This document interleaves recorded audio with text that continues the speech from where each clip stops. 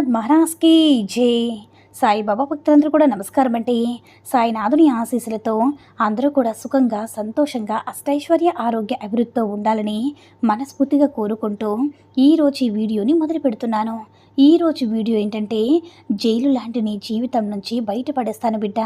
ఏ మాత్రం కూడా ఆలస్యం చేయకుండా నీ సాయిని తండ్రిగా భావించి నమ్మకంతో విను అని మన బాబాగారు అయితే ఈరోజు మనకి చాలా అంటే చాలా అద్భుతమైనటువంటి సందేశంతో అయితే మన ముందుకు వచ్చారండి.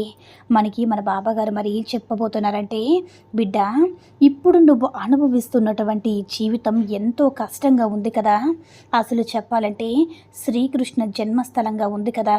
అందుకే కదమ్మా నువ్వు ఇప్పుడు ఇంతలా భయపడుతూ బాధపడుతూ ఉన్నావు. అందుకే కదా కన్నీరు కార్చుకుంటూ దిగులు పడుతూ ఉన్నావు.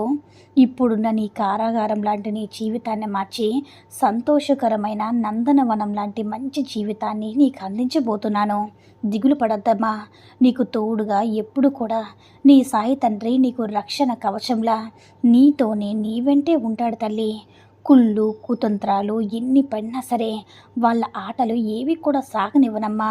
నీకు తోడుగా నీ సాయి పక్క బలంగా నీ పక్కనే ఉంటే ఇక నీకెందుకు భయం చెప్పు, నీకెందుకు దిగులు చెప్పు.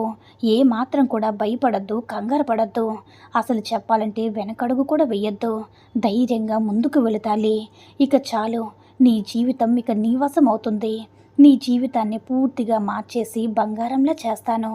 అలా చేసే బాధ్యత నీ తండ్రిగా నాది కదా. అసలు ఎప్పుడు కూడా నేను నీతోనే ఉంటాను తల్లి. నన్ను దాటి ఒక్క అడుగు కూడా నువ్వు ముందుకు వేయలేవు. నీ మీద కొంచెం కూడా ముందుకు కదలి అంటే ముందుకు రాలేనమ్మా. అది కూడా నీకు తెలుసు కదా. అసలు ఎన్నో సందర్భాలు ఆపేశావు. అవి తప్పుదారిలో వెళ్తున్న సమయంలో ఏదో శిక్షను బట్టి వెనక్కి లాగుతున్నా అనిపిస్తుంది కదా. అది ఇంకెవరు, నీ సాయి తండ్రి. నిన్నలా పగబట్టకపోతే నువ్వు అదే దారిలో వెళ్తావు కదా. కష్టాలను కోరి తెచ్చుకుంటావు. ఆ తర్వాత మళ్ళీ బాబా బాబా నా చుట్టూ తిరుగుతూ ఏడుస్తూ కన్నీరు పెట్టుకుంటూ ఉంటారు. ఇది అంత అవసరమా చెప్పు బిడ్డ. ఆలోచించు. ఇవన్నీ జరగకూడదని నేను ముందుగానే ఆలోచించి నీ జీవితాన్ని మంచిగా మార్చాలని నేను నిర్ణయం తీసుకున్నాను. కాబట్టి నువ్వు ఏ మాత్రం కూడా భయపడాల్సిన అవసరం లేదు. నేను నీ కోరికలన్నీ తీరుస్తాను. నీ సమస్యలను ఒక్కొక్కటిగా గుర్తుపెట్టుకుని మరీ నెరవేరుస్తాను. నువ్వు నా దగ్గర ప్రార్థన పెట్టి ఒకసారి మరిచినా సరే నేను మాత్రం నిన్ను మర్చిపోడు తల్లి.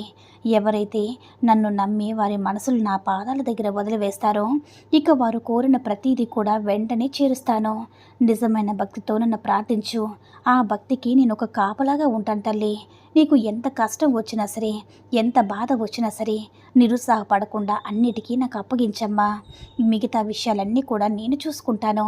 కారాగారం లాంటి ఉన్న నీ జీవితాన్ని నా ఆనందంగా మారుస్తాను తల్లి. ఈ క్షణం నుంచి నీకు ఎన్ని కష్టాలు వచ్చినా దిగులు ఉన్నా సరే నా పాదాల దగ్గర వదిలే నువ్వు ప్రశాంతంగా ఉండు. చూడు బిడ్డ, శ్రీకృష్ణ జన్మస్థలం కూడా కారాగారంలోనే జరిగింది. తర్వాత అతను ఒక భగవంతుడమ్మా. కానీ నువ్వు ఇప్పుడు అలాంటి జీవితం నీకు ఉందని భయపడుతున్నావా? దిగులు పడకు. నీ సాయి తండ్రి నీకు తోడుగా ఉన్నారు కదా. ప్రశాంతంగా ఉండు. నువ్వు ప్రతి క్షణం జరిగిన దాన్ని తలుచుకుని బాధపడుతూ భయపడుతూ ఉంటావు కదా. ఎందుకు తల్లి ఇలాంటి సమయంలో ఏం చేయాలో అర్థం కాక అయోమయంలో తికమక పడిపోతున్నావు? అసలు ఇవన్నీ నీకు అవసరమా బిడ్డ? నువ్వే చెప్పమ్మా. కాబట్టి అన్నింటినీ నాకు అప్పగించు. అనవసరమైన ఆలోచనలు ఎందుకు చెప్పు.